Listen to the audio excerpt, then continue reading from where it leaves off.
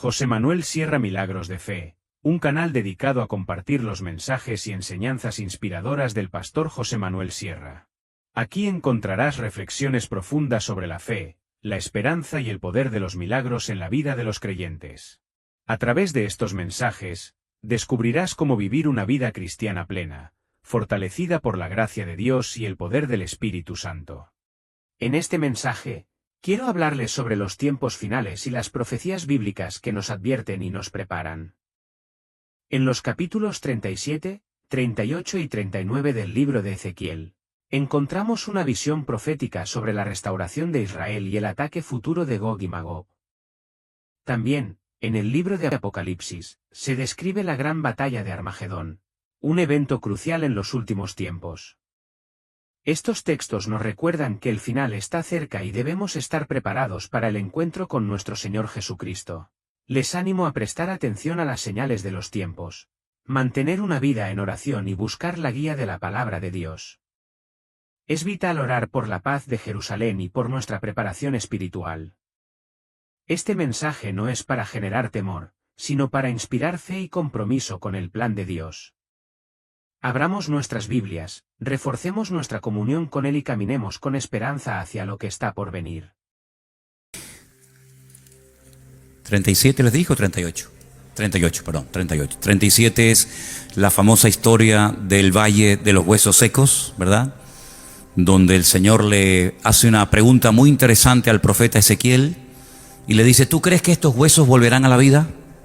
Dice que eran huesos secos en gran manera. Y el profeta Ezequiel le dice al Señor, no lo sé, Señor, tú lo sabes.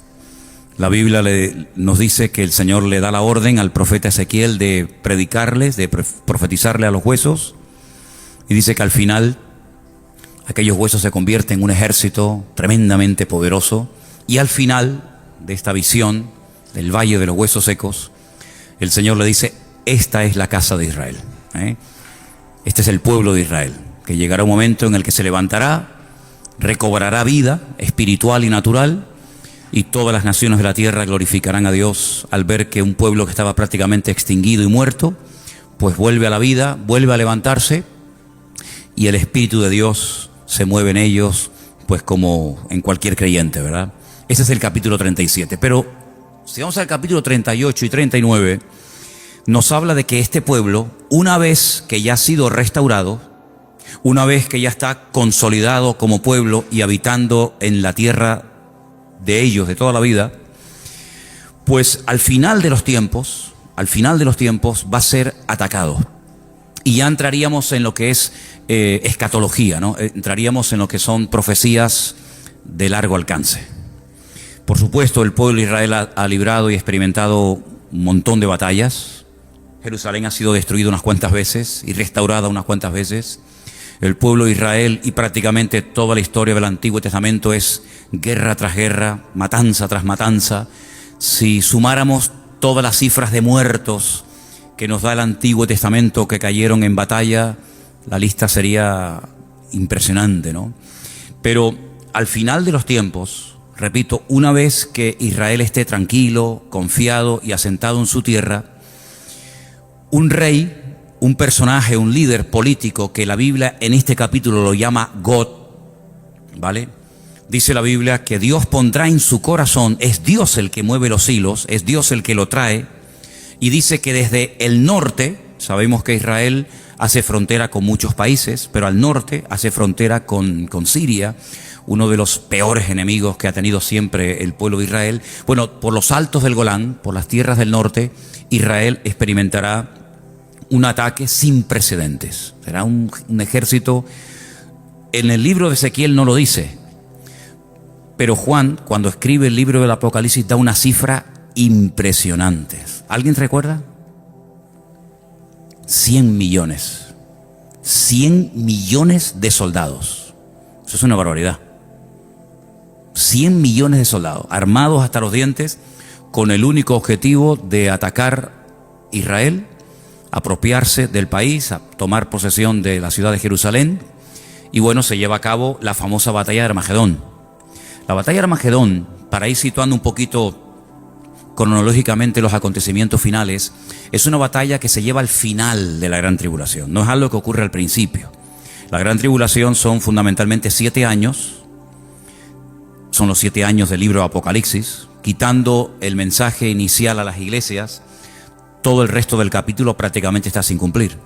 Bueno, pues todas las profecías que leemos en el libro del Apocalipsis se cumplen, se llevan a cabo en un corto periodo de 7 años que conocemos como la Gran Tribulación.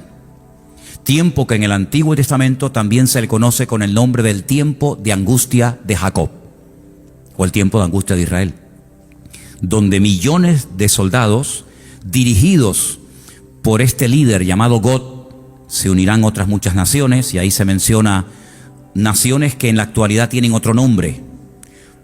Se menciona, por ejemplo, a Cus, a Fut, y todas esas naciones son, por ejemplo, Turquía, Libia, Irán y otras naciones que se van a unir con Rusia, hablemoslo claro, con Rusia, que desde el norte atacará el pueblo de Israel. Vamos a leer el capítulo 38 y prestar atención a las palabras, porque es un capítulo profético muy interesante que tiene que ver con lo que hemos estado viendo el domingo, los acontecimientos finales. Vino a mí palabra del Señor diciendo: Hijo de hombre, pon tu rostro contra Gog en tierra de Magog, príncipe soberano de Mesec y Tubal, son regiones en el Cáucaso, en el norte de Israel, ya tirando hacia Rusia, y profetiza contra él.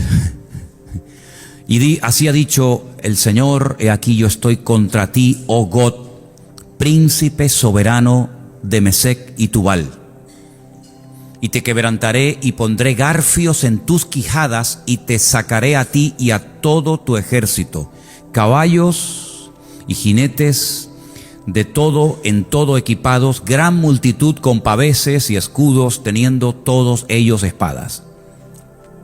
Persia, ahí está Irán, Cus y Fut con ellos, todos ellos con escudo y yelmo, bien pertrechados para la batalla, bien armados. Gomer y todas sus tropas. Si quieren saber un poquito más acerca de estos nombres, Mesec, Tubal, Gomer, etcétera, tienen que ir a los descendientes de Noé. En el libro del Génesis, ahí ustedes van a encontrar que los 3 hijos de Noé, cuando salen del arca, Sem, Can y Jafet, pueblan toda la tierra, ¿vale? Y unos van hacia el norte, otros van hacia Oriente Medio, otros van hacia África, y ahí pueden ver ustedes dónde están esas naciones y cómo se volvió a repoblar la tierra a través de los hijos. Estos son descendientes de los hijos de Noé, ¿vale? La casa de Togarma, de los confines del norte, y todas sus tropas, muchos pueblos, contigo. Estamos en el versículo 37, déjame leer aquí directamente. Prepárate y apercíbete tú y toda tu multitud que se ha reunido a ti, y sé tú su guarda, o su guía. De aquí a muchos días serás visitado, al cabo de años vendrá la tierra salvada de la espada, recogida de muchos pueblos, esta es Israel, a los montes de Israel, que siempre fueron una desolación, mas fue sacada de las naciones, y todos ellos morarán confiadamente. Si cuando menos te lo esperas, es cuando van a atacar. Subirás tú y vendrás como tempestad, como nublado para cubrir la tierra, serás tú y todas tus tropas y muchos pueblos contigo. No viene él solo, sino viene acompañado de naciones árabes, de naciones del norte de Israel, incluso algunas naciones de Europa, etc. Así ha dicho el Señor: en aquel día subirán palabras en tu corazón y concebirás mal pensamiento. Y dirás: subiré contra una tierra indefensa, iré contra gentes tranquilas que habitan confiadamente, todas ellas habitan sin muros y no tienen cerrojos ni puertas. Así es como están muchas casas en Israel, aunque les parezca mentira. Sobre todo en el norte de Israel hay muchas casas que tienen la puerta abierta o la llave puesta, como se vivía antiguamente en las islas, incluso en La Gomera, que lo llegué a ver hace años. Pues así viven todavía en Israel muchas familias. Para arrebatar despojos y para tomar botín, para poner tus manos sobre las tierras desiertas ya pobladas, y sobre el pueblo recogido de entre muchas naciones, que se hace de ganado y posesiones, que mora en la parte central de la tierra. Israel es, geográficamente, en la geografía bíblica, es el centro del mundo, es el ombligo del mundo, como dicen ellos, ¿no? Sabá, Dedán y los mercaderes de Tarsis y todos sus príncipes te dirán: ¿has venido a arrebatar despojos? ¿Has reunido tu multitud para tomar botín, para quitar plata y oro, para tomar ganados y posesiones, para tomar grandes despojos? Versículo 14. Por tanto, profetiza, hijo de hombre, y di a Gog, así ha dicho el Eterno, el Señor, en aquel tiempo cuando mi pueblo Israel habite con seguridad, ¿no lo sabrás tú? Vendrás de tu lugar, de las regiones del norte, tú y muchos pueblos contigo, todos ellos a caballo, gran multitud, poderoso ejército.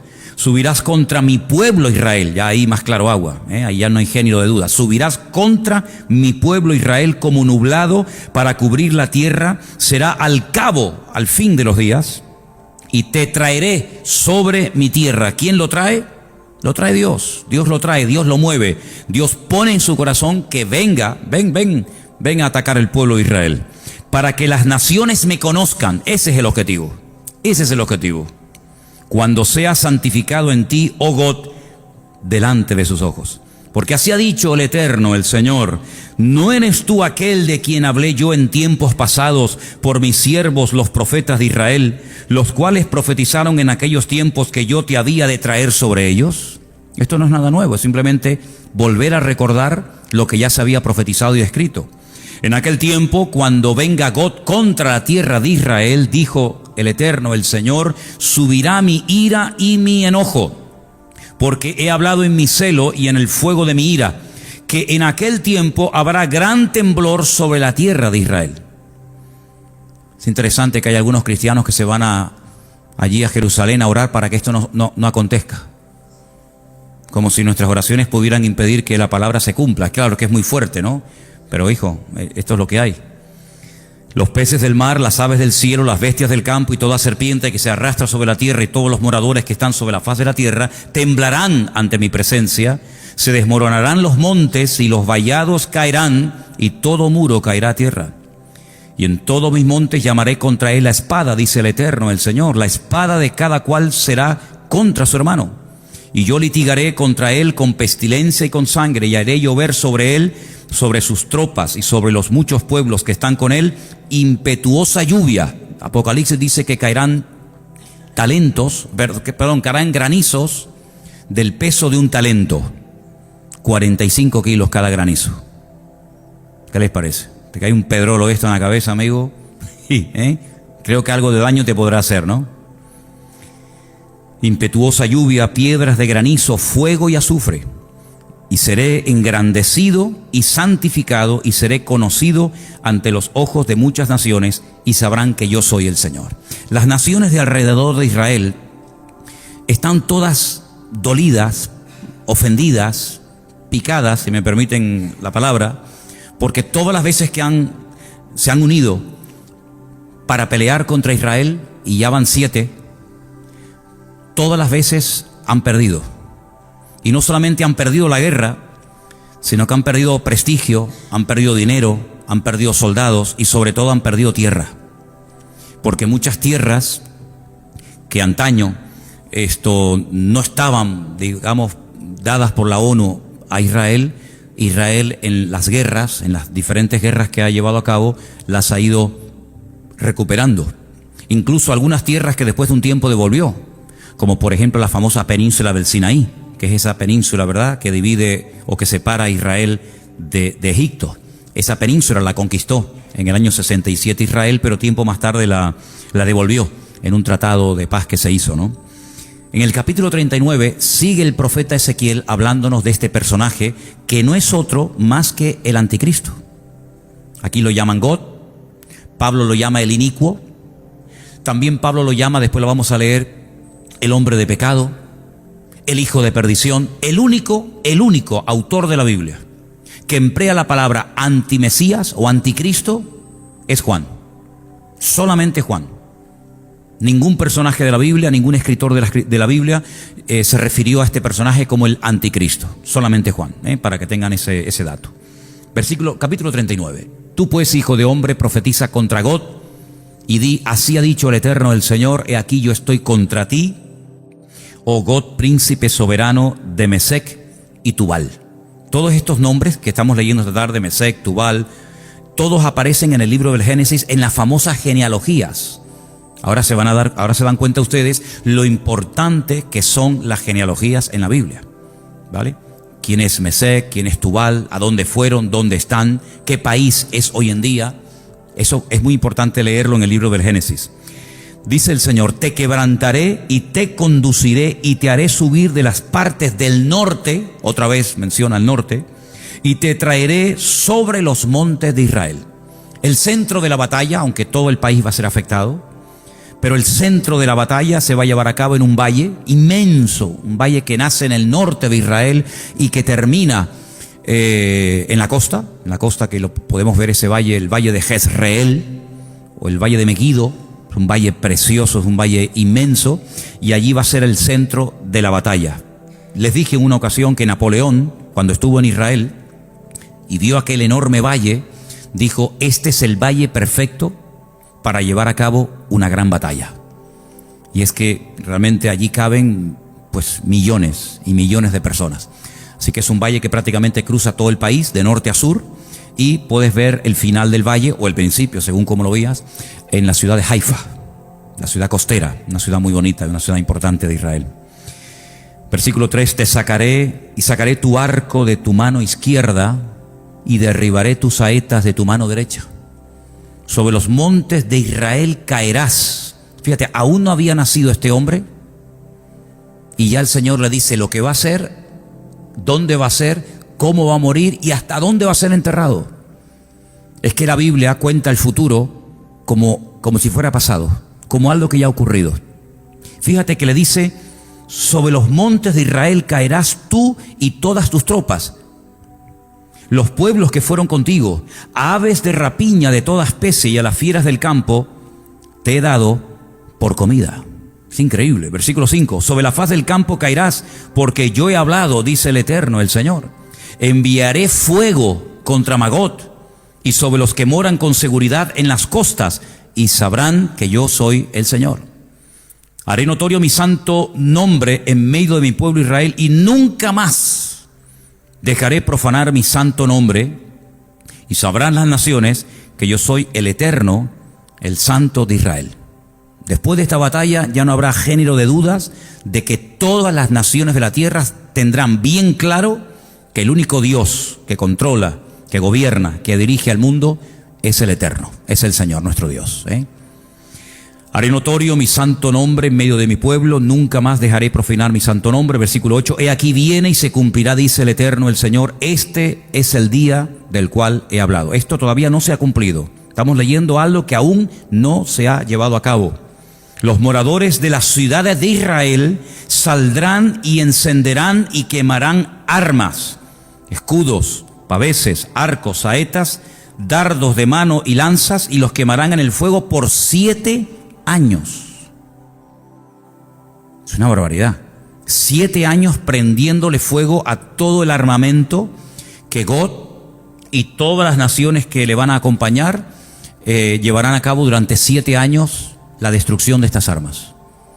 Sí, es algo descomunal, algo que jamás en la historia ha ocurrido, ¿no? 7 años quemando el armamento. No traerán leña del campo ni cortarán de los bosques, sino que quemarán las armas en el fuego y despojarán a sus despojadores y robarán a los que les robaron, dice el Eterno, el Señor. Esto ya pasó. Es muy importante ver cómo a veces en la historia lejana, distante, ya ha ocurrido algo que nos indica cómo puede ser el futuro que estamos leyendo en esta tarde. Por ejemplo, el gran imperio de Egipto, el faraón, el emperador de Egipto, una potencia militar tremenda. Pánico le daba a las naciones ser atacada por Egipto. Era un imperio tremendo, sus pirámides, sus templos, etc. ¿Quién iba a pensar que un puñado de esclavos iban a humillar al faraón, al imperio más poderoso de la tierra? Y no solamente lo iban a humillar en cuanto a su vida espiritual, sino que iban a dejar el país destruido, totalmente destruido, las cosechas, los animales, incluso hasta el heredero, el hijo del faraón, murió en la última plaga porque era el primogénito, y al no pintar con la sangre del cordero la puerta de su casa, los postes y el dintel, el ángel de la muerte entró y mató al heredero. El faraón vio la destrucción de todo el país. ¿Quién diría que un pueblo de esclavos Dios lo iba a sacar de una forma tan poderosa? Y ojo, la última noche el Señor le dice, vayan por las casas de los egipcios y pídanle que les den oro, plata. Bueno, al fin y al cabo les debían 400 años de sueldo, no le habían dado el finiquito a Israel. Entonces en la última noche cobren lo que no han cobrado, lo que no les han pagado durante 400 años, que lo paguen en una sola noche. Dice que despojaron a los egipcios, se quedaron arruinados, totalmente destruidos. ¿De dónde se creen ustedes que sacó Israel tanto oro para posteriormente construir el tabernáculo en el desierto? Dice que con los zarcillos de las mujeres hicieron un becerro de oro. Y un becerro es un bicharraco, un animal bien grande. Solamente con los zarcillos y con los aretes hicieron un becerro de oro. ¿Cuánto costaría ese becerro de oro al peso? Hoy en día, ¿no? Una fortuna. Pues le quitaron todas las posesiones a los egipcios, los dejaron totalmente arruinados, y por eso dice aquí que nuevamente, pues ellos van a despojar a sus despojadores y a los que les robaron también. Verso 11. En aquel tiempo, esto es muy interesante este dato, en aquel tiempo yo daré a Gog lugar para sepultura allí en Israel. El valle de los que pasan al oriente del mar, y obstruirá el paso a los transeúntes, pues allí enterrarán a Gog y a toda su multitud, y lo llamarán el valle de Hamón Gog. Esto es la multitud de Gog. Ayer hablábamos, Elena y yo, de algo que me ha llamado siempre mucho la atención. Por ejemplo, si ustedes van a Londres, ustedes van a encontrar estatuas por todas partes. Hay una estatua de Churchill, hay estatuas levantadas, monumentos conmemorativos a los soldados que tomaron parte en la Segunda Guerra Mundial. Los países levantan estatuas a sus próceres, a sus líderes. En Israel no vas a encontrar ni una sola estatua de nadie. Y me decía Elena, no, espera, yo he visto en Israel una sola estatua.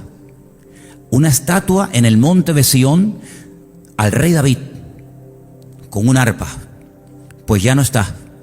Saben que hace 2 o 3 viajes que hemos hecho allí, ya la estatua de David la quitaron. No hay estatuas ni a David, ni a Salomón, ni a ningún rey, ni a ningún general, ni a ningún soldado, ni a ningún héroe. No hay estatuas en todo el país de Israel con figura humana. Hay monumentos y tal, pero con figura humana, como podemos ver aquí o en Venezuela, Simón Bolívar o Sucre o Miranda o sabe Dios quién. Bueno, había unas de Franco que ya las quitaron también, y hasta el caballo se lo llevaron. Pues en Israel no hay estatuas. Entonces, ¿cómo recuerdan ellos a los difuntos? ¿Cómo recuerdan ellos a los que dieron la vida por la patria en una guerra, o a sus hombres valientes? Pues cada año, como ahora, ayer o antes de ayer, celebraron el Yom HaZikaron, que es el día del recuerdo de todos los que han caído en combate, todos los que han caído en batalla, y se para el país y la gente sale de los coches y se suenan las sirenas por todo el país y la gente se pone firme, porque es un homenaje a todos los que han dado su vida por el país. Y también se recordó la Shoah, que es el día del holocausto nazi. Es decir, que si en ese día no se hace una reunión especial con el presidente, con músicas, con militares y tal, no hay ninguna forma de ir por el país viendo, mira, aquí hay una estatua de fulanito o una estatua. No hay estatuas por ninguna parte del país, por ninguna parte. Entonces dice la Biblia que la única manera de saber que allí, por el tema de no te harás imagen ni ninguna semejanza de lo que está arriba en el cielo, ni abajo en la tierra, ni debajo de la tierra, por ahí van los tiros, la única manera de recordar a las personas que han muerto es pues yendo al cementerio. Dice la Biblia que allí Dios le tendrá un lugar preparado para que entierren a este personaje. Mira tú por dónde. No nació allí, pero lo enterrarán allí como testimonio de decir, hasta aquí llegaste, amigo. La casa de Israel los estará enterrando 7 meses para limpiar la tierra. Claro, 200 millones o 100 y pico millones de soldados no se entierran en 2 días. 7 meses enterrando muertos. Eso es una barbaridad. Y 7 años prendiéndole fuego a todo el armamento estará Israel. 7 años, 7 meses. ¿Qué te parece? Algo increíble. Sigo leyendo, versículo 14. Tomarán hombres a jornal que vayan por el país con los que viajen para enterrar a los que queden sobre la faz de la tierra, a fin de limpiarla. Al cabo de 7 meses harán el reconocimiento. Pasarán los que irán por el país, y el que vea los huesos de algún hombre pondrá junto a ellos una señal para que los entierren los sepultureros en el valle de Hamón Got, que significa la multitud de Got. También el nombre de la ciudad será llamada Hamona, y limpiarán la tierra, significa multitud. Y tú, hijo de hombre, así ha dicho el Eterno el Señor: di a las aves de toda especie y a las fieras del campo: juntaos y venid, reuníos de todas partes a mi víctima de sacrificio para vosotros, un sacrificio grande sobre los montes de Israel, y comeréis carne y beberéis sangre. Comeréis carne de fuertes y beberéis sangre del príncipe de la tierra, de carneros, corderos, de machos cabríos, bueyes, toros engordados, todos de Basán. Comeréis grosura hasta saciaros, beberéis hasta embriagaros de sangre de las víctimas que para vosotros sacrifiqué. Os saciaréis, y así ustedes podrán seguir leyendo todo el resto del capítulo, que es realmente impresionante. Sí, que lo que se avecina, hermanos, no es para reírse. Lo que se avecina es realmente tremendo. La batalla más grande de toda la historia de la humanidad. Alguien me preguntó una vez: ¿tú crees que habrá una tercera guerra mundial? No te quepa la menor duda. No te quepa la menor duda. Si quieres tener más detalles, yo siempre digo que es muy bueno decir, bueno, ¿esta batalla la cuenta otra persona de la Biblia? Sí, claro. Por ejemplo, Joel. Les animo a leer el libro de Joel, un libro cortito. Allí se dice lo que le harán a las mujeres. Allí se dice por dónde entrarán. Allí se dice cosas muy interesantes que tienen que ver directamente con esta batalla. Todo el libro de Joel prácticamente. Y luego también hay unos datos muy interesantes sobre esta batalla en el libro de Zacarías. Y me gustaría que leyéramos parte de ese capítulo. No te lo dije que lo buscáramos, pero se encuentra en el capítulo 14 del libro del profeta Zacarías. Y ahí se nos dan unos datos muy, muy interesantes, que yo estoy convencido de que Zacarías no entendía nada de lo que estaba diciendo. Zacarías capítulo 14, verso 1, dice: He aquí el día del Señor viene, en medio de ti serán repartidos tus despojos, porque yo reuniré a todas las naciones para combatir contra Jerusalén. Todas las naciones quieren a Jerusalén. La ciudad será tomada, serán saqueadas las casas, violadas las mujeres. La mitad de la ciudad irá en cautiverio, mas el resto del pueblo no será cortado de la ciudad. Después saldrá el Señor y peleará con aquellas naciones como peleó en el día de la batalla. Y se afirmarán sus pies. Ahí se da un dato más que no nos dice ni Joel ni Ezequiel. Se afirmarán sus pies en aquel día sobre el monte de los olivos. Y nos da un sitio concreto. Y el monte de los olivos sabemos que está en Jerusalén, ¿vale? Luego la segunda venida del Mesías se llevará a cabo en Jerusalén. Él cuando viene no pone sus pies en Capernaum, ni en Madrid, ni en cualquier otra ciudad, sino sobre el monte de los olivos. ¿Qué es lo que pasa cuando Él pone sus pies, cuando afirma la planta de sus pies sobre ese monte?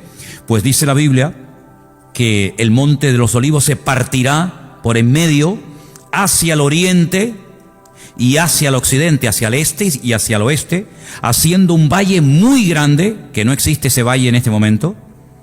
La mitad del monte se apartará hacia el norte y la otra mitad hacia el sur. Si se abre ahí una zanja, un valle descomunal. Huiréis al valle de los montes, porque el valle de los montes llegará hasta Azal. Huiréis de la manera que huisteis por causa del terremoto en los días de Usías. Usías. ¿Se acuerdan de cómo murió? ¿Alguien se acuerda cómo murió el rey Usías? Está en Isaías capítulo 6. El día que murió el rey Usías, vi yo al Señor sentado en su trono. Sus faldas llenaban el templo. Y oí querubines que decían: Santo, santo, santo es el Señor. Y al final el Señor dice: ¿a quién enviaré? ¿No se acuerdan eso? El rey Usías murió leproso. ¿Se acuerdan que le brotó la lepra en su frente? Y el día que murió el rey Usías, el Señor llama al profeta Isaías. Y vendrá el Señor mi Dios, y con él todos los santos. San Pancracio, la Virgen de Guadalupe, ¿no? Todos los santos vendrán con el Señor. Luego ya estaban con él. si vienen con Él, es porque ya estaban con Él. Si no, ¿cómo van a venir los que no están con Él? Daros cuenta de los detalles. El Señor viene, pone sus pies sobre el monte de los olivos, pero Él no viene solo. Él viene con sus santas decenas de millares, como dice también otro versículo en Judas, y dice la Biblia que viene con todos los santos. Y acontecerá que en ese día no habrá luz clara ni oscura. ¿Usted lo entiende? Yo no. No lo entiendo. Porque si no hay ni luz clara ni luz oscura, será un día el cual es conocido del Señor, que no será ni de día ni de noche. Ahora lo entiendo menos. Porque puede haber mucha luz o poca luz, pero si no es de día ni de noche, ¿qué es entonces? Solamente ese día sabe el Señor cómo será. Porque para nosotros o es de día o es de noche. Será un día diferente. Será un día único. Es que vamos a ver tantas cosas, hermanos. Ustedes se creen que lo sabemos todo. Y cuando estemos en la presencia del Señor, vamos a darnos cuenta que no sabemos nada. Vamos a empezar de cero. Pero sucederá que al caer la tarde, habrá luz. Cuando cae la tarde, hay luz. Es como si al revés, ¿no? Cuando cae la tarde es de noche, pero en este caso es al revés. Acontecerá también en aquel día que saldrán de Jerusalén aguas vivas. En Jerusalén no hay ríos, pero saldrán aguas vivas. La mitad de ellas hacia el mar oriental y la otra mitad hacia el mar occidental, en verano y en invierno. Sí, Jerusalén va a cambiar completamente, así que si quieren ver Jerusalén como está ahora, aprovechen para ir ahora, porque cuando venga el Señor va a ser completamente diferente. Habrá un valle inmenso, habrán aguas vivas. Por lo tanto, vamos a conocerla ahora para compararla después con la que veremos, ¿no? El Señor será rey sobre toda la tierra. ¿Cuántos dicen amén? En aquel día el Señor será uno, y uno su nombre. Adonai Echad, dice la Biblia, ¿no? Toda la tierra se volverá como llanura, desde Geba hasta Rimón, al sur de Jerusalén, y ésta será enaltecida y habitada en su lugar, desde la puerta de Benjamín hasta la puerta primera, hasta la puerta del ángulo, y desde la torre de Ananeel hasta los lagares del rey.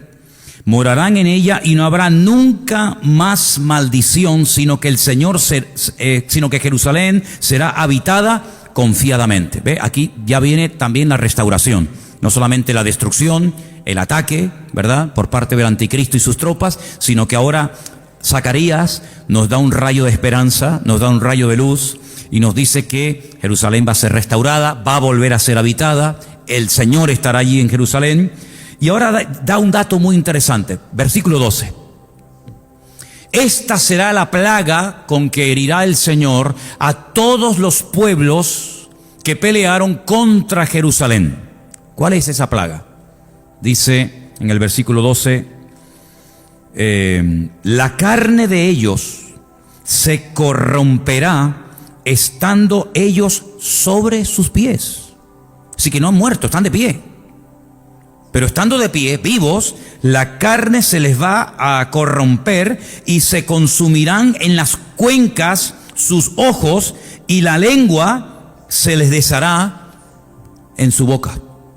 Esto es o un ataque nuclear o un ataque bacteriológico. Algo, un arma rara que no la hemos visto, que lógicamente nunca se vio en la Biblia a nadie que muriera así. A nadie se le vio nunca morir así. Pero dice que esta plaga, esta forma de morir, esta forma de aniquilar a millones de seres humanos, será la plaga, el ataque, la condenación, el castigo con la que el Señor va a castigar a todos los pueblos que se atrevieron a atacar la ciudad santa de Jerusalén. Es decir, esto es una referencia directa a armas que son armas modernas, que no existían lógicamente en los tiempos del profeta Zacarías, ni mucho menos.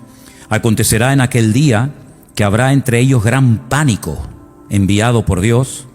Trabará cada uno de la mano de su compañero y levantará su mano contra la mano de su compañero. Se matarán entre ellos. Entre ellos se matarán. Bueno, ya pasó una vez, ¿no? En el Antiguo Testamento ya ha pasado en varias ocasiones que venían a atacar al pueblo de Israel y al final se matan entre ellos, salen corriendo. Israel obtiene una victoria tremenda en aquella batalla. Otra vez volverá. muertos de miedo, se atacan, se matan los unos a los otros. Judá también peleará en Jerusalén, serán reunidas las riquezas de todas las naciones de alrededor, oro, plata, ropas de vestir en gran abundancia. Así también será la plaga de los caballos, también morirán así, de los mulos, de los camellos, de los asnos, de todas las bestias que estuvieran en aquellos días, en aquellos campamentos. Ahora, otro rayo de esperanza. Todos los que sobrevivieren de las naciones que vinieron contra Jerusalén, es un milagro que sobreviva gente, ¿no? Pero van a sobrevivir muchos, subirán de año en año para adorar al Rey, al Señor de los ejércitos, y a celebrar la fiesta de los tabernáculos. ¿Qué te parece? Otra vez se restaura la fiesta de los tabernáculos, ya estando el Mesías en Jerusalén como Rey soberano de toda la tierra. Tienen que subir todos los años, todos los que se escaparon con vida, todos los que sobrevivieron, tienen que ir todos los años a Jerusalén a adorar al Rey en la fiesta de los tabernáculos, fiesta que se sigue celebrando hasta el día de hoy, es una semana de fiesta, y generalmente cae o en septiembre o en octubre, generalmente en octubre, ¿vale? La famosa fiesta de los tabernáculos. Una fiesta que les recuerda la peregrinación por el desierto. Tienen que construir una cabañita, una cosita de madera y estar allí viviendo y comiendo durante una semana. Y es una fiesta que dice la Biblia que se celebrará y tienen que subir las naciones a adorar al Rey justamente en esa época. Sigo leyendo. Acontecerá que los de las familias de la tierra que no subieren a Jerusalén, luego la voluntad no les queda anulada, porque habrá algunos que dicen: yo no voy a subir. Yo no voy a subir a Jerusalén para adorar al Rey, al Señor de los ejércitos. No vendrá sobre ellos lluvia. Interesante, ¿no? ¿No quiere subir? ¿No quieren adorar al Rey? Durante un año no va a caer ni una gota de agua en tu tierra, en tu país. Ya me contarás. ¿Qué te parece? Si la familia de Egipto no subiere y no viniere, sobre ellos no habrá lluvia. Vendrá la plaga con que el Señor herirá las naciones que no subieren a celebrar la fiesta de los tabernáculos.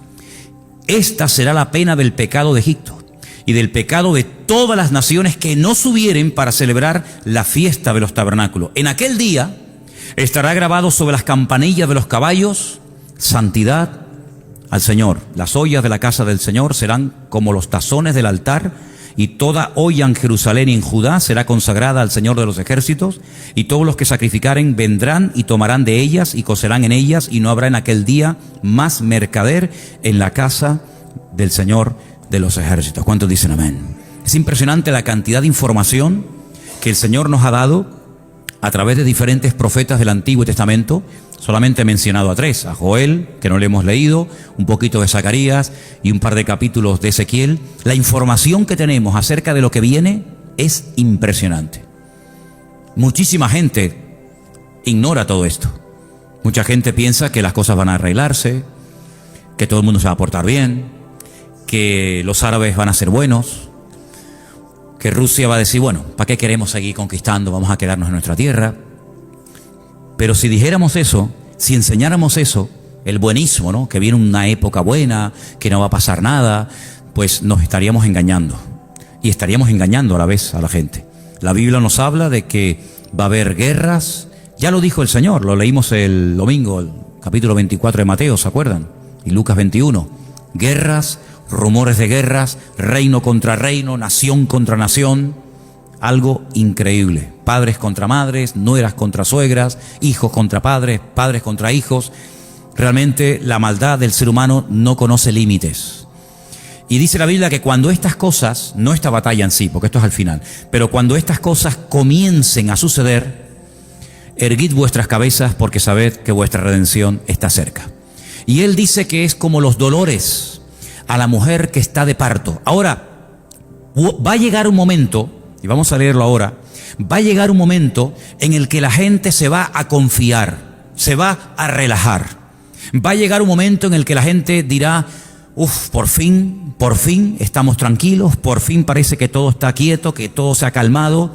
Pero miren lo que nos dice Pablo, porque Pablo es un hombre que en algunas de las cartas que él escribe habla mucho acerca de los acontecimientos finales. Quiero llevarles a Primera de Tesalonicenses, por favor. Primera de Tesalonicenses, el capítulo 5, unos versículos nada más. Primera de Tesalonicenses, capítulo 5, verso 1. Acerca de los tiempos y de las ocasiones no tenéis necesidad, hermanos, de que yo os escriba. Porque vosotros sabéis perfectamente, yo espero que también nosotros sepamos perfectamente, que el día del Señor, eso es un sinónimo, es una referencia a la venida del Señor, a los juicios de los últimos tiempos, vendrá como ladrón en la noche. Que cuando digan, escucha, paz y seguridad, este será el eslogan de la campaña del anticristo. Este será el eslogan de los partidos políticos en los últimos tiempos. Han visto los eslogans de los partidos en estos días, ¿no? El de Ciudadanos, ¿cuál era? Vamos. ¿A dónde? ¿A dónde vamos? El otro decía, la España que queremos. Serás tú, ¿no? Este será el eslogan de los partidos en los últimos tiempos. Paz y seguridad. Por fin, hay paz, hay seguridad. Hay seguridad, luego hay paz. Cuidado, cuando empecemos a escuchar mucho de paz y seguridad, porque entonces vendrá sobre ellos destrucción repentina. Así, pum, de repente. Como los dolores a la mujer encinta. Y no escaparán. ¿Cuántos dicen amén? Mas vosotros, hermanos, no estáis en tinieblas para que aquel día os sorprenda como ladrón en la noche. Es decir, toda la información que tenemos es para estar preparados, para que no nos sorprendan las cosas que van a suceder, para que no nos llevemos las manos a la cabeza, para que no nos desanimemos y mucho menos enfriarnos, porque por ahí hay una advertencia que creo que también la leíamos el domingo, que ante todo este panorama, guerras, rumores de guerras, epidemias, terremotos, etcétera, el amor de muchos se enfriará. Y cuando habla del amor de muchos se enfriará, pues yo creo sinceramente que se está refiriendo al amor de los creyentes, porque no va a hacer referencia al amor de los inconversos, sino que el amor de muchos creyentes, de muchos discípulos de Cristo, se enfriará. Y algunos apostarán de la fe, y otros se mandarán a mudar, y otros dejarán el camino. Pero el que persevere hasta el fin, ese será salvo, ¿vale? Entonces, dice la Biblia que esto es un principio de dolores, no es el fin, porque el fin no vendrá inmediatamente. Esa frase a mí me gustó muchísimo, justamente la leíamos el domingo. El fin, dice, no vendrá inmediatamente, vendrá, pero poco a poco, como los dolores a la mujer que está de parto y ya no hay marcha atrás, ¿verdad? Una vez que empiezan los dolores, amigo, ya se acabó. Prepárate que ya viene. Y los dolores anticipan que el niño está a punto de nacer, ¿verdad? Ahora, para nosotros los creyentes, que vivimos en el mismo planeta donde van a ocurrir todo lo que hemos leído, porque no hay otro planeta al que el Señor nos va a llevar mientras aquí pasan cosas tremendas, sino que la Biblia dice que cuando sale el sol, sale para justos e injustos, y cuando llueve se mojan los buenos, los malos, los creyentes y los inconversos. Nosotros tenemos que estar preparados y tenemos que estar a la expectativa, porque estas cosas son la evidencia de que nuestra fe, basada en la palabra de Dios, se está cumpliendo. Lo anormal sería que no ocurra nada. Preocúpate cuando no ocurran cosas. Pero cuando ocurran este tipo de calamidades, de tragedias, de guerras, de rumores de guerras, es la evidencia de que lo que profetizaron los profetas, incluso el mismísimo Señor Jesucristo, se está cumpliendo. Y ahí te vas a dar cuenta de que la Biblia no es un timo. Ahora, la gente hace referencia a las profecías de Nostradamus. ¿Ustedes por casualidad alguna vez han leído algo de Nostradamus? Yo creo que ni Nostradamus entendía lo que dijo. Es tan complicado entender a este tipo. Yo sinceramente creo que él empezaba a improvisar y todo lo que le salía lo escribía. Miren, hermanos, olvídense de las profecías de Nostradamus. Si ustedes quieren saber lo que va a ocurrir en los últimos tiempos, no lean el Corán. Y digo no lean el Corán por una sencilla razón, porque en el Corán no hay ni una sola profecía de los últimos tiempos. Luego, puedes leer el Corán para otra cosa, pero para prepararte para los últimos tiempos, pierdes el tiempo, porque el Corán no contiene profecías acerca de los últimos tiempos. y mucho menos de la venida del Mesías. Sin embargo, la Biblia, si fuera una torta, una tarta, 3 pedazos, si la partiéramos en 4 pedazos, 3 trozos, 3/4 partes, es totalmente material profético. Prácticamente hay muy pocos libros de la Biblia que no tocan las profecías. Sabemos que muchas de las profecías de las cuales habla la Biblia se han cumplido, o en el pueblo de Israel, o con distintos personajes bíblicos, o en la primera venida de Cristo. Pero hay un montón de profecías, hermano. Hay muchísimas profecías de los últimos tiempos que no se han cumplido. Y si les interesa el tema y quieren saber cómo es el anticristo, no tanto en su aspecto físico, sino cómo es su carácter, cómo es su naturaleza, cómo va a actuar, cómo va a reaccionar ante las cosas del mundo, pues no les queda más remedio que leerse algunos capítulos, sobre todo los últimos capítulos del libro de Daniel, y sobre todo algunos capítulos del libro de Apocalipsis, porque ahí vais a encontrar la esencia, la naturaleza del anticristo. Y a veces Juan en el libro del Apocalipsis habla del anticristo como una especie de león, de leopardo, ¿verdad?, de oso, y son animales que se utilizan en el libro de Daniel para hacer referencia a imperios que durante mucho tiempo estuvieron gobernando y sojuzgando las naciones de la tierra, pero que quedaron extinguidos. Pero la naturaleza, el carácter, la personalidad de esos imperios va a manifestarse en la naturaleza, en la personalidad del anticristo. Tendrá un poco de persa, tendrá un poco de babilónico, tendrá un poco de romano, tendrá un poco de griego.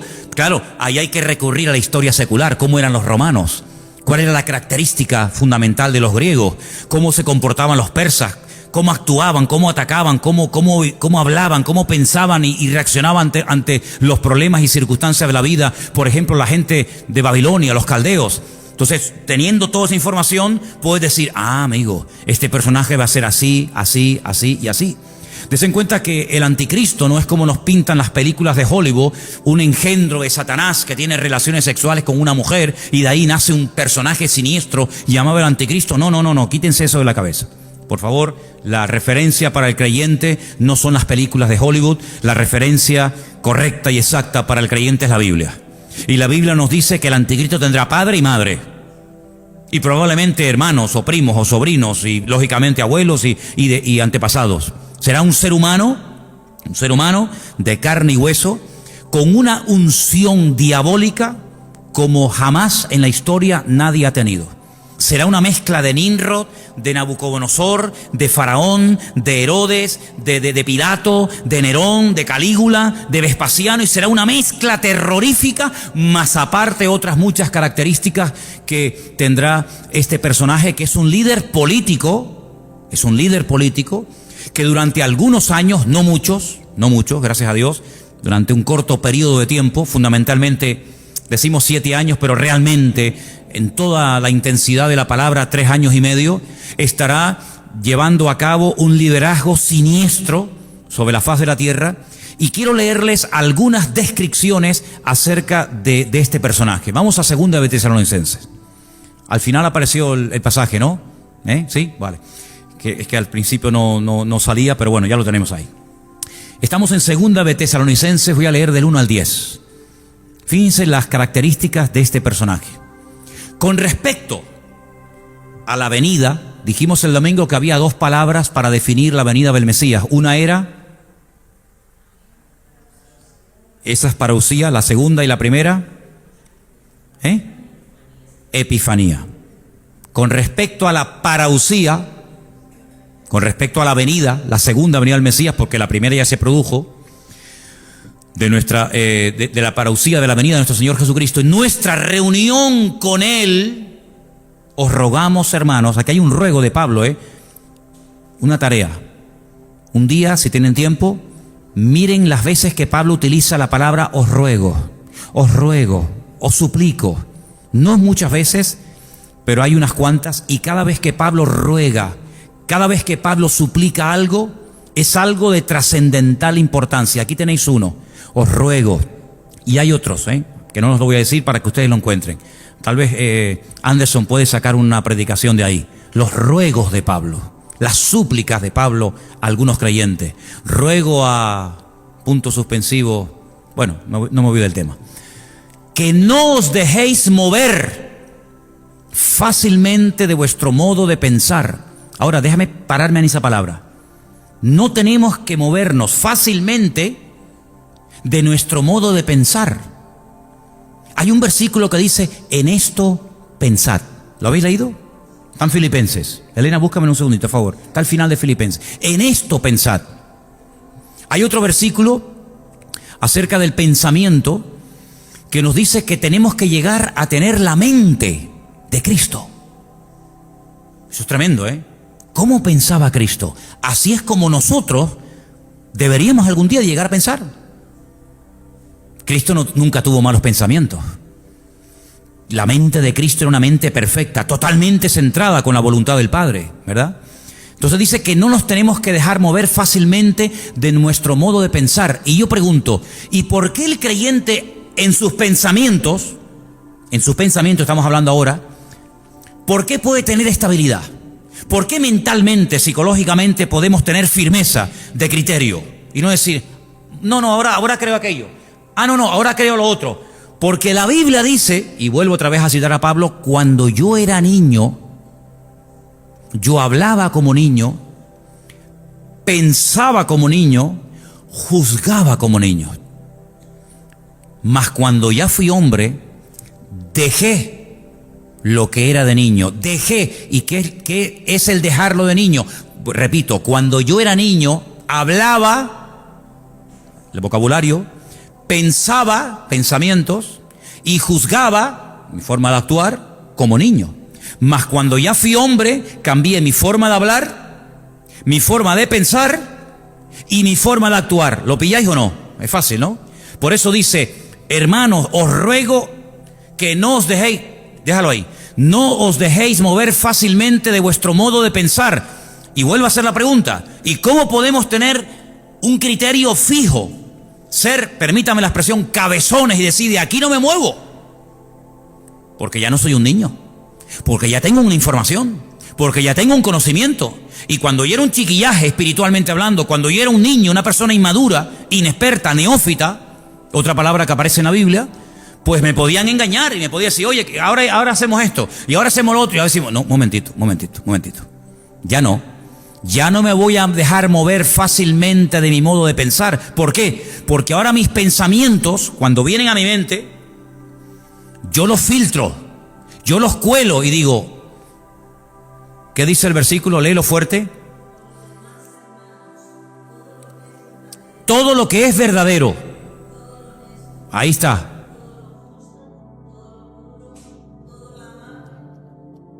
Todo lo que es de buen nombre.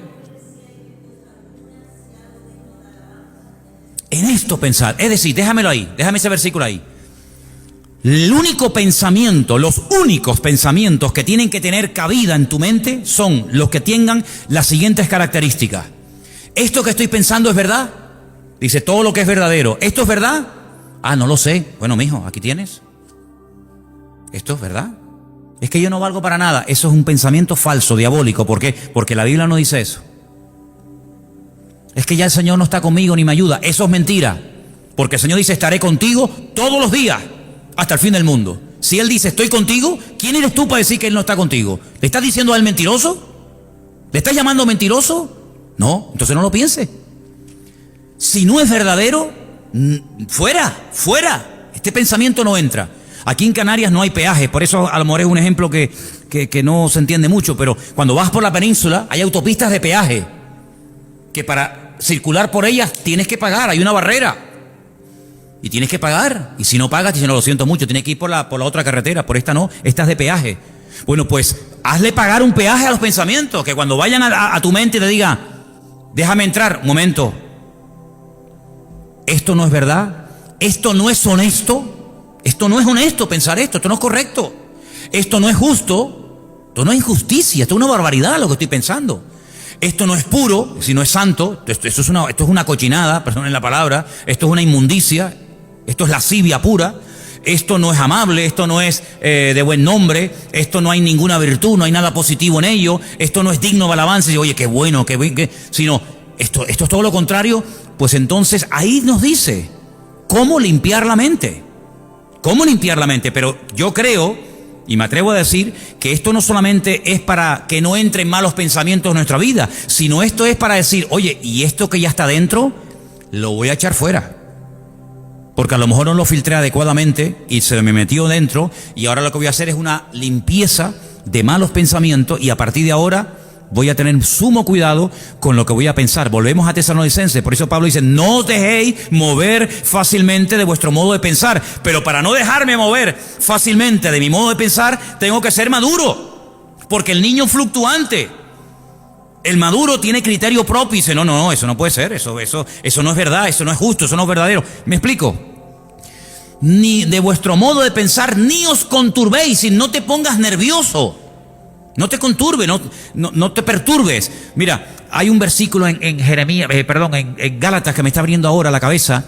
Cuando Pablo se entera, cuando él se va de la iglesia en Galacia y se entera de que han llegado algunos de Jerusalén enseñando cosas de judaísmo y de tradiciones humanas y pervierten a los creyentes, él les escribe una carta y dice, hermanos, ¿quién os ha predicado un evangelio diferente? ¿Quién? Dice, no es que haya otro evangelio diferente, sino que hay algunos que os pervierten. Y busqué esa palabra, y hace referencia a cuando hay aguas que están quietas, y abajo hay como lodo, como tierra, y de repente viene alguien y mueve todo, y se queda todo ese agua sucia. Es como cuando coges una pecera, ¿no?, y la mueves, ese agua tan limpita que había, donde veías todos los pececitos y tal, pues por el movimiento se queda todo sucio hasta que va cayendo todo al fondo y ya vuelve otra vez toda la normalidad y se ve bonito, ¿no? Pablo dice, alguien nos está moviendo, alguien nos está sacudiendo, que está pervirtiendo, ¿eh? Es como cuando el vino está bien tranquilo y de repente mueves el fondo y todo el pozo sale arriba. Dice, cuidado, que nadie te sacuda, que nadie te ponga nervioso, ni por espíritu, cuidado a los que vienen a través del espíritu, ni por carta, ni por palabra, ni por carta, como si fuera nuestra, en el sentido de que el día del Señor está cerca. Ahora, esta carta se escribió antes del año 70 después de Cristo. Si Pablo dice antes del año 70 de la era cristiana que el día del Señor está cerca, hoy estamos en el año 2019, después de Cristo. Hoy estamos más cerca de ese día que cuando Pablo escribió esta carta a nuestros hermanos en Tesalónica, ¿sí o no? ¿Te das cuenta? Si esta gente en aquel tiempo, en el siglo I, vivía con la expectativa de que el día del Señor está cerca, el Señor viene pronto, el Señor viene pronto, ¿cuánto más tú y yo tenemos que vivir mentalizados de que el Señor, claro que viene pronto? No te quepa la menor duda. Queda cada vez menos tiempo para que se cumplan todas las cosas que estamos leyendo en esta noche. Nadie os engañe, en ninguna manera, porque también dice en Mateo 24 que nadie os engañe, porque vendrán muchos falsos cristos, y no se refiere a personas que se hacen pasar por Cristo, falsos ungidos. Recuerda que la palabra Cristo es la palabra hebrea Mashiach, que no es un nombre propio, es un título, es una característica. Vendrán falsos ungidos. ¿Y a dónde van los falsos ungidos? ¿Al estadio? ¿A dónde van los falsos ungidos? ¿Al supermercado? ¿A dónde van los falsos ungidos a compartir su falsa doctrina? ¿A dónde van? ¿A las iglesias? Los falsos ungidos no van por las calles. Los falsos ungidos entran dentro de las congregaciones para perturbar a los creyentes. Y Pablo dice, el Señor Jesucristo dice, vendrán falsos ungidos vestidos con pieles de oveja, aunque son lobos. Dice, pero no vendrá, nadie os engañe en ninguna manera, porque no vendrá sin que antes venga la apostasía, se manifieste, se dé a conocer el hombre de pecado. Ese es God. Este que está ahí, ese es God, ese es el anticristo.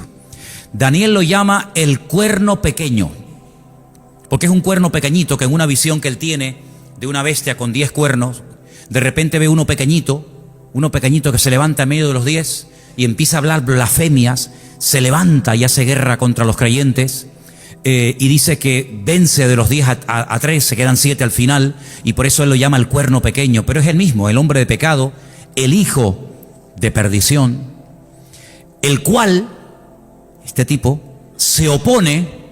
Eso es un anticristo, alguien que se opone, alguien que desplaza, que anula a Cristo, se opone y se levanta contra todo lo que se llama Dios o es objeto de culto. Es decir, él hace la guerra a todo el mundo, tanto que se sienta en el templo de Dios como Dios, haciéndose pasar por Dios.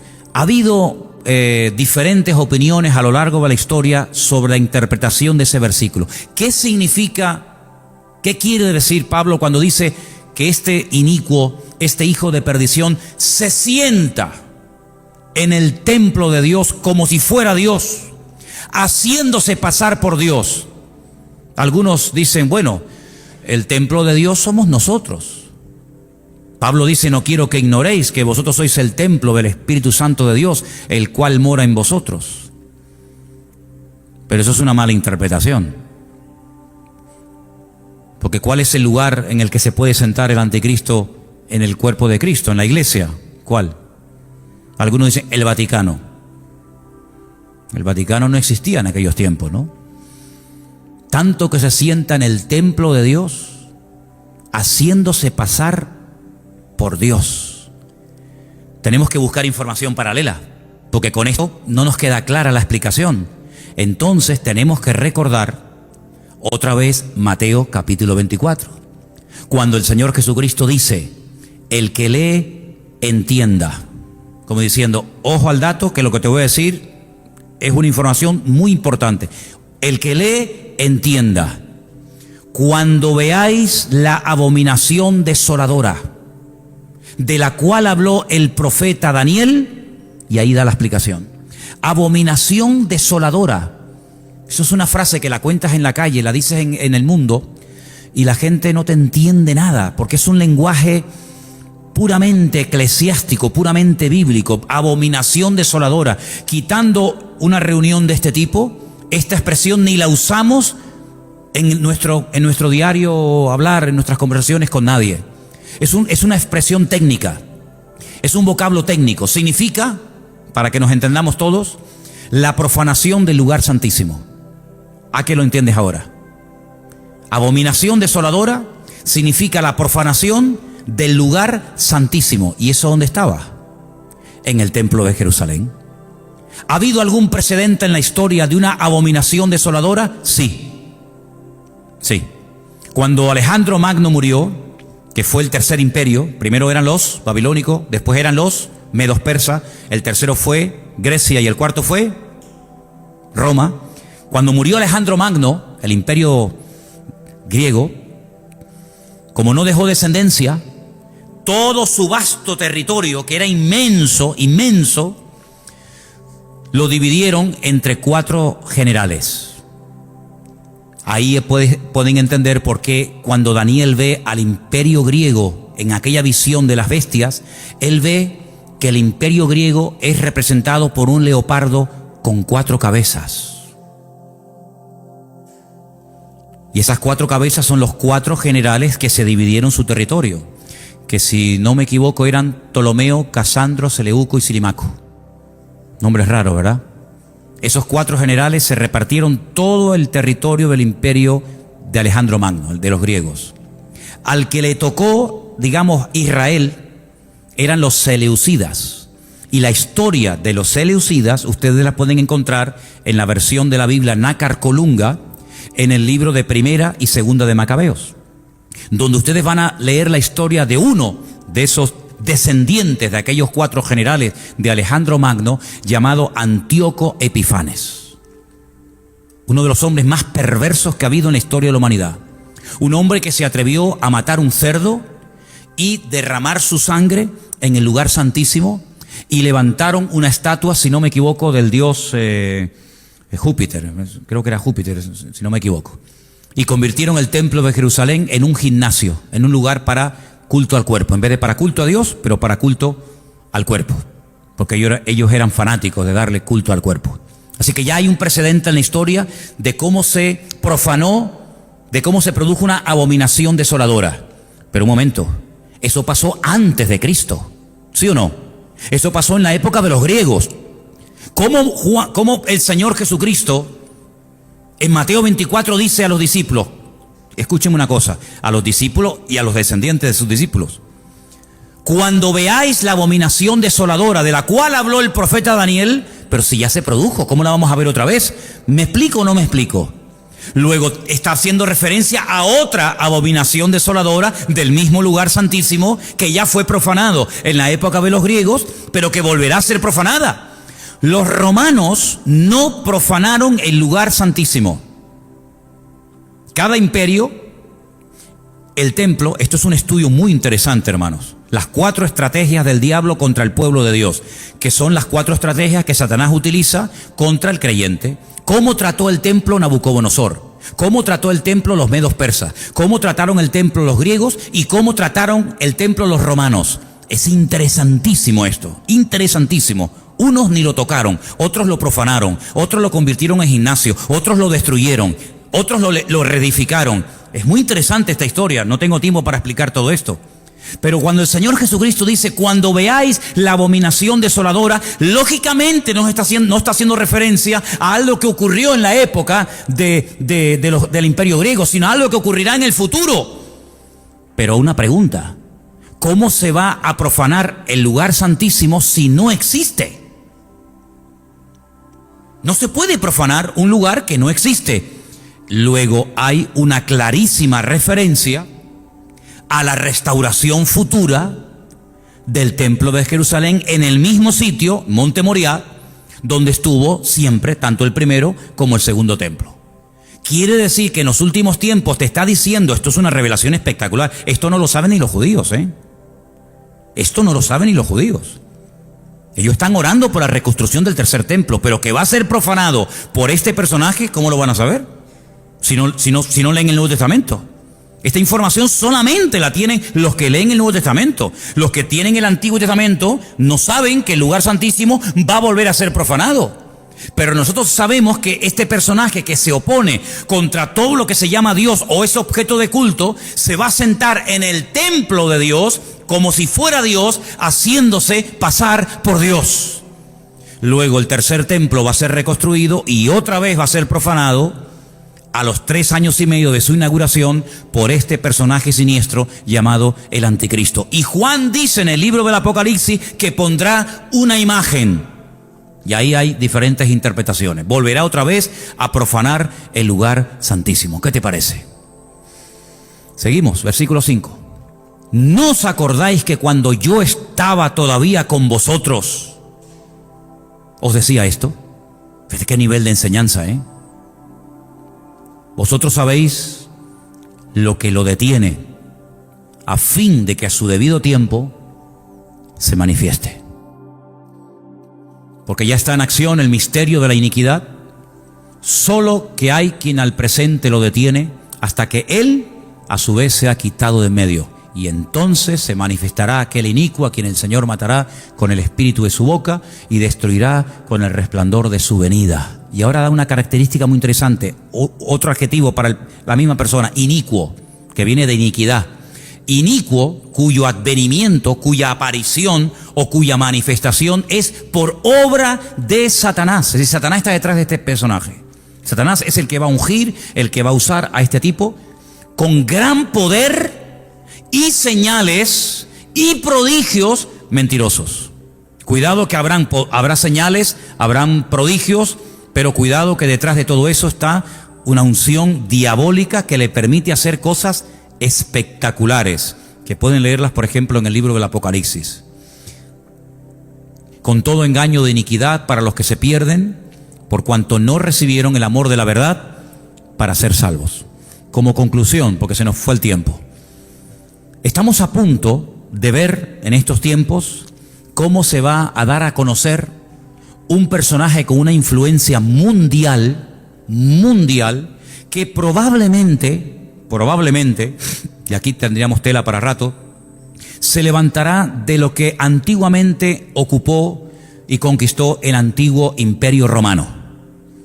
Para los que lo sepan y para los que no, los territorios que ocupó el Imperio Romano fueron desde Portugal, incluyendo por supuesto España, el Finisterre, el fin de la tierra, toda Europa, incluida las Islas Británicas, toda Europa, todo el norte de África, todo lo que sería hoy en día el Magreb, Libia, Egipto, etcétera, y todo lo que es Oriente Medio, Siria, Líbano, para ellos la antigua Palestina o Filistea. De ese territorio, que es como una especie así de herradura, de ese antiguo territorio se levantará este personaje político que gobernará a las naciones con una crueldad terrorífica. Tendrá un poder militar ilimitado, tendrá un poder económico brutal y tendrá una unción o un respaldo espiritual tremendo. Porque hay otro personaje del cual no habla el Antiguo Testamento. Mira tú por dónde. Esto es curioso, ¿eh? Solamente el Nuevo Testamento del Anticristo o del inicuo, el Antiguo Testamento está plagado de profecías, pero no nos dice nada sobre el falso profeta. Solamente el Nuevo Testamento nos da esa información. ¿Te das cuenta cómo hace falta leer los dos porciones de la Escritura? Si no te quedas cojo. ¿Quién es el falso profeta? Es el líder religioso, el jefe de la publicidad, el que va a intentar llevar a la gente a los pies del anticristo para que terminen casi adorándolo y convirtiéndolo en una especie de Dios o de semidios. Y digamos que uno se va a encargar de las cuestiones políticas y otra de las cuestiones religiosas. Y de los dos nos habla mucho, largo y tendido, con infinidad de detalles Juan en uno de los capítulos, si no me equivoco, el 12 y el 13 del libro del Apocalipsis, donde te habla de su apariencia, de cómo habla, de cómo camina, de cómo actúa, etcétera, etcétera. Dice que tendrá apariencia de cordero, pero cuando abre la boca, la apariencia es una cosa, pero cuando abre la boca dice que es como un dragón. Y sabemos que el dragón es uno de los animales mitológicos que emplea el Nuevo Testamento para hacer referencia a Satanás, el dragón, la serpiente antigua. Entonces, estemos atentos, porque esto se va a dar de una forma tan normal. El mundo está clamando a gritos por alguien. Da igual si es de izquierdas, de centro, de derecha, de ultraizquierda, de ultraderecha, de ultracentro, no sé si hay ultracentro, pero el mundo está como loco clamando por alguien que arregle la economía, por alguien que arregle los conflictos sociales, laborales y políticos del mundo. Y ese personaje se va a levantar con una unción diabólica. ¿Por qué tanta unción? ¿Por qué tanto apoyo del diablo? Y concluyo, porque es la última, y lo digo claro así, es la última oportunidad del diablo para convertir al mundo en sus esclavos o en sus siervos. Después ya no quedan más oportunidades. Es decir, lo probó con Alejandro Magno, lo probó con los Césares de Roma, lo probó con Hitler, lo ha probado de todas las maneras habidas y por haber. Y siempre de una manera u otra le ha salido el tiro por la culata. Ha usado filosofía, religiones, medios de comunicación, artistas, pintores, políticos, etcétera, pero todavía no ha logrado alcanzar sus objetivos. Satanás, negando su esencia, que es la primera vez en la historia que lo hace, el mentiroso, el padre de mentira, el que Jesús dijo que es un ladrón que viene a hurtar, a matar y a destruir, por primera vez en la historia, unge a este personaje político y viene ofreciéndole al mundo lo que el diablo no puede dar. Pero camuflado como ángel de luz le dice, dile que tú vienes a ofrecer paz y seguridad. Y la gente entrará al trapo, la gente se convertirá en masa y entonces comenzará a hacer una imitación del ministerio del Mesías, del ministerio de Cristo, donde Él comienza a marcar a todos sus seguidores, donde Él comienza a levantar, y entre comillas, a reconocer o a bendecir a todos aquellos que le adulan y que están a su alrededor, donde Él hace la guerra a todos aquellos que se levantan contra Él, que serán muchos. Entonces, estos tiempos van a ser tiempos muy interesantes porque todavía, y lo digo así con la boca abierta, todavía el anticristo no se ha manifestado. Por eso yo digo siempre, todavía no puede venir el Señor. Aunque algunos se escandalizan cuando oyen esto, ¿no? Porque hasta que no se manifieste el anticristo, no puede venir el Señor. Lo hemos leído en 2 Tesalonicenses capítulo 2, ¿verdad? Entonces, cuando se manifieste este personaje, cuidado, porque en cualquier momento se rompe la jugada, se rompe la partida. Por eso, hermanos, estemos velando, estemos orando, tenemos una gran ventaja, las redes sociales, el internet, los medios de comunicación, los que tenemos canales internacionales en casa que ponen las noticias de Rusia o las noticias de Oriente Medio o de Arabia o de cualquier país, y te enteras de cosas que en los telediarios de cada día, la 3 y la 5 y la 1, nunca salen. Entonces estemos al día. Si alguien se entera de cosas que tienen que ver con cumplimientos de palabra profética, dilo. Comienza a decirlo, como cuando por ejemplo se dijo, oye, que ya están comenzando a utilizar el microchip en muchas naciones y en muchos países. Bueno, pues son datos, son informaciones que nos vienen bien para darnos cuenta de que los tiempos se van acortando y acortando y acortando, y que en cualquier momento, tal y como está el mundo, yo no sé si perciben o tienen esta sensación, hermano, el mundo se ha vuelto loco, ¿eh? En cualquier momento, o por Rusia, o por China, o por el de Corea del Norte, o por Trump, o por los árabes, o por Israel, en cualquier momento se va a armar aquí el follón impresionante. Ya están haciendo movimientos, las tropas, los soldados, los misiles, los botones. Hermanos, estamos viviendo tiempos muy interesantes, y lo bueno de todo esto es lo malo que se va a poner todo, ¿eh? Esto es lo bueno, ¿eh? Lo bueno de esto, hermano, es que esto se va a poner como una olla a presión. Pero el que persevere hasta el fin, ese será salvo. Así que vamos a cubrirnos las espaldas los unos a los otros. Amén, hermanos. ¿Habrá aquí algunos que perseveren hasta el fin? ¿Habrá alguno aquí que se enfriará por el camino y abandonará? Espero que no. Cierra tus ojos, vamos a orar al Señor. Padre Celestial, muchas gracias por tu palabra. Palabra poderosa, palabra viva, palabra eficaz, que nos proporciona muchísima información para que no andemos en las tinieblas ni en la ignorancia, sino para que estemos velando y orando, sabiendo que las profecías se están cumpliendo y que tu venida se acerca, Señor. Guarda a tu pueblo Israel, guarda a tus hijos sobre toda la faz de la tierra, que tu iglesia esté avivada, que el fuego no se apague en los corazones, que nadie se desanime, que nadie tire la toalla, que seamos fieles, perseverantes hasta el fin. Y Señor, que aprovechemos también el tiempo para decirle al mundo que se preparen, porque Cristo viene pronto. A ti la gloria y la honra, Señor, en el nombre bendito de Jesús. Amén y amén. Nos ponemos